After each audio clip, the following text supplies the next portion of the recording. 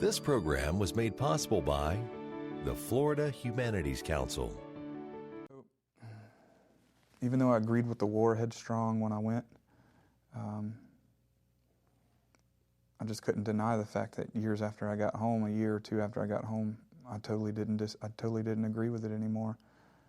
And so one of the apexes of my life had become a fraud, and I really started collapsing. You know, the one thing that I thought I should feel proud about, the one thing that I set out to feel proud about, was one of the things that made me feel most disgusted. And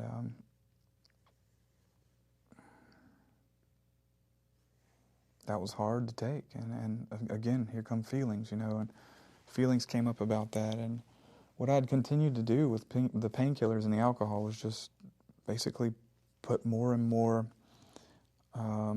bricks on top of this pressure cooker of emotions. Not dealing with any of it, just continually get more and more angry, more and more sort of built up, and the painkiller addiction progressed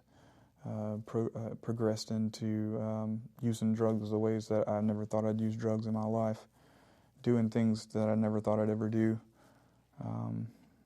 hurting everyone that was ever close to me. Somewhere in the back of my mind during all of this was a little voice that kept saying, it doesn't have to be this way. There was a little voice that always said, this isn't who you are.